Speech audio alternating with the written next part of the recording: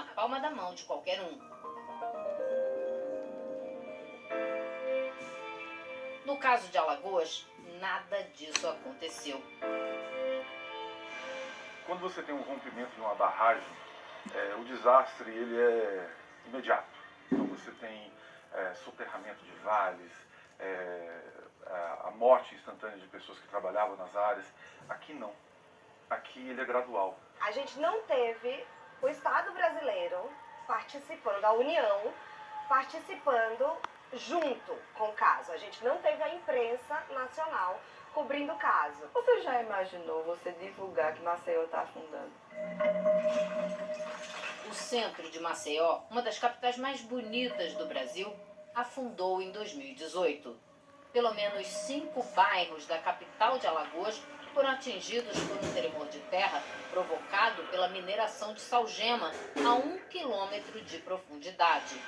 Quem cavou debaixo dos pés das pessoas foi a Braskem, a 6ª maior empresa de petróleo do mundo. O desastre afetou diretamente pelo menos 55 mil pessoas. Mas a cidade inteira sofre até hoje com o afundamento da área. O preço dos aluguéis dobrou e o trânsito ficou caótico. As grandes vias de Maceió, elas estão com um trânsito muito intenso e as pessoas não percebem que isso é consequência, de fato, dos bares em afundamento. Mesmo assim, o desastre não é assunto na mídia. Saiu uma nota ali, uma nota ali.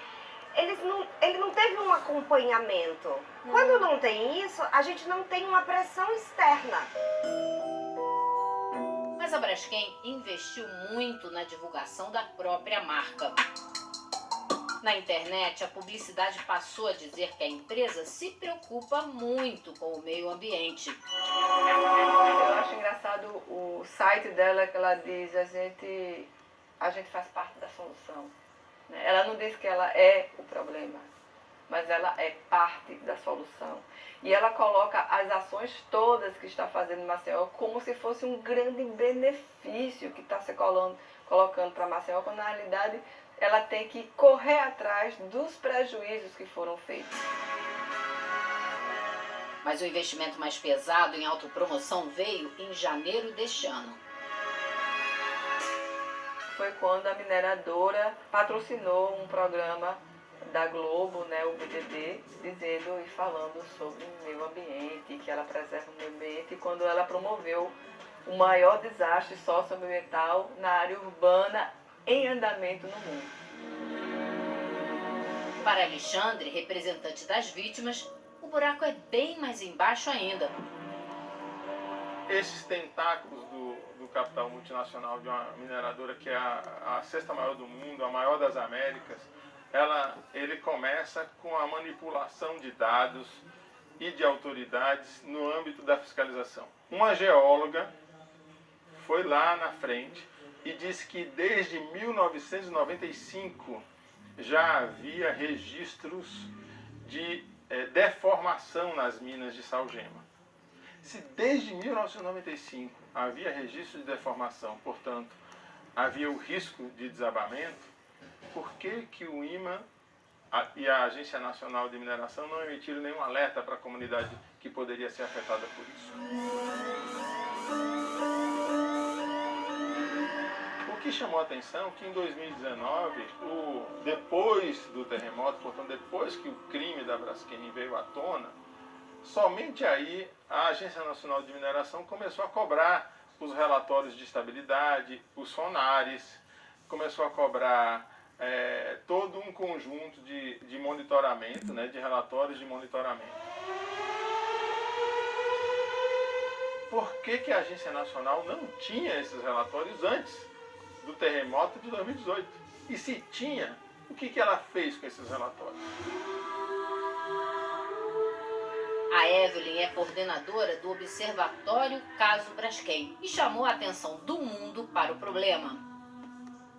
A gente já tinha conversado com alguns políticos, falando, vamos abrir uma CPI da Braskem? E eu fui entendendo que no Brasil a gente já não ia conseguir muitas coisas. Comecei a estudar como é que eu vou conseguir fazer incidência internacional. E aprendi como fazer incidência na ONU.